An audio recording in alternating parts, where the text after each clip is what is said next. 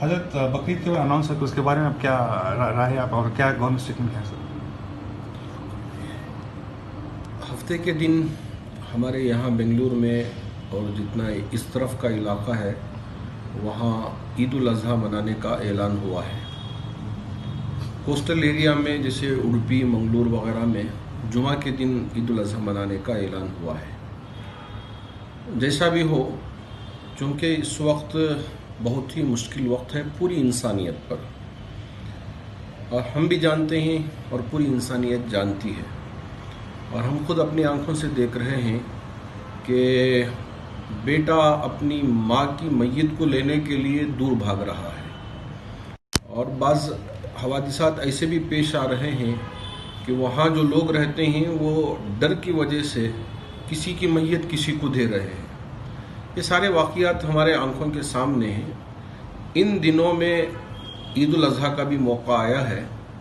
حکومت کی طرف سے بھی یہ اعلان ہوا ہے اور امارت شریعہ کی طرف سے بھی یہ اعلان ہوا ہے کہ اس مرتبہ ہم عیدگاہوں میں عید کی نماز اس لیے نہیں پڑھیں گے چونکہ ایک بہت بڑا کراؤڈ عیدگاہ میں جمع ہوتا ہے۔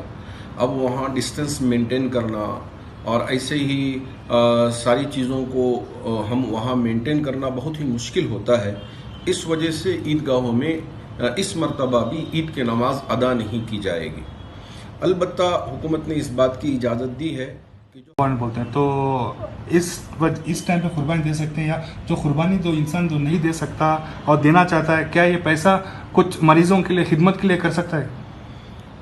قربانی واجب ہے۔ اللہ رب ذوالجلال میں سورہ کوثر میں فرمایا فَصَلِّ لِرَبِّكَ وَانْحَرْ، نماز پڑھیے اور قربانی کیجیے۔ تو یہ ونہر واجب کو بتاتا ہے، تو اس وجہ سے قربانی واجب ہے ان لوگوں پر جو صاحب نصاب ہوں، جو پیسے والے ہوں، ان پر قربانی واجب ہے۔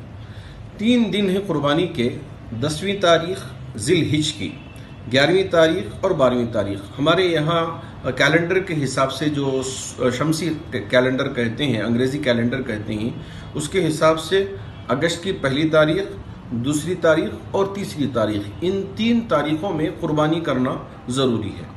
اگر یہاں قربانی نہیں کر سکتے چونکہ بکروں کا آنا اور لے کر آنا، پھر اسے ذبح کرنا اور پھر قصاب کو لے کر آنا، یہاں ملنا ہی بڑا مشکل مسئلہ بنا ہوا ہے۔ اگر ان حالات میں ہم قربانی نہیں کر پائے تو شریعت تو بہت آسان ہے، لا یکلف اللہ نفسا الا وسعها، الدین یسر، دین بہت ہی سہل، بہت ہی آسان ہے۔ ان 3 دنوں میں کوشش کرنا چاہیے کہ ہم خود سے جانور لے کے آئیں اور ذبح کا انتظام کر لیں۔ اگر نہیں کر سکتے تو یہ 3 دن گزر جانے کے بعد قربانی کے جانور کی جو قیمت ہے، اس پوری قیمت کو ہم کسی غریب کے لیے، چاہے علاج کے لیے ہم استعمال میں لا سکتے ہیں۔ قربانی دیتے ہیں، اس کے بارے میں آپ کیا بولنا چاہتے ہیں؟ ہاں، بعض احباب چونکہ قربانی کا مسئلہ رہتا ہے، بڑی محبت میں رہتے ہیں، تو اب وہ روڈ میں بھی ذبح کرنا شروع کر دیتے ہیں، چوراہوں میں بھی جانوروں کو وہاں غلاظت ڈال دینا شروع کر دیتے ہیں۔ میں ان سارے لوگوں سے کہنا چاہوں گا کہ اسلام کبھی اس بات کی اجازت نہیں دیتا کہ اس طرح کی ہم حرکتیں کریں۔ اللہ کے رسول علیہ الصلوۃ والسلام نے ایک حدیث میں ارشاد فرمایا الطہور شطر الایمان، پاکی صفائی ہمارا آدھا ایمان ہے۔ اگر ہم اپنے آپ کو بھی پاک رکھتے ہیں اور اپنے ماحول کو پاک رکھتے ہیں، اس لیے کہ اب تو یہ وبا کا وقت ہے اور بیماری پھیلنے کا وقت ہے، تو آپ ہرگز گلی کوچوں میں اور یہاں وہاں قربانی نہ کریں۔ آپ اپنے گھر کے اندر پاکی صفائی کا لحاظ کر کے کر سکتے ہو تو گھر میں انجام دیں۔ اگر نہیں کر سکتے تو ایسی صورت میں حکومت کے طرف سے سلیٹر ہاؤسز بنے ہوئے ہیں، آپ وہاں جائیں، وہاں جا کر اپنے جانور کو ذبح کریں۔ یہ بہت ہی آسان ہے، لیکن قربانی کریں، عام طور سے لوگ سوچتے ہیں کہ چلو ہمارا گھر پاک رہ جائے، پڑوس کے گھر پہ غلاظت رکھ دیں۔ یہ کہاں کا اسلام ہے؟ یہ کہاں کی انسانیت ہے؟ ہم بھی خود پاک رہیں اور دوسروں کو بھی پاک رکھیں۔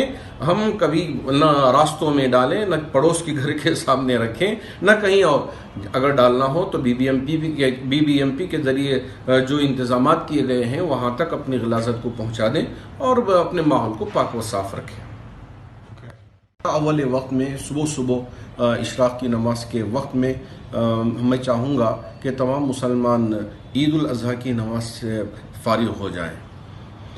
اگر اول وقت میں اس سے فارغ ہو جاتے ہیں تو بہت آسان ہو جائے گا لوگوں کے لیے بھی، عوام کے لیے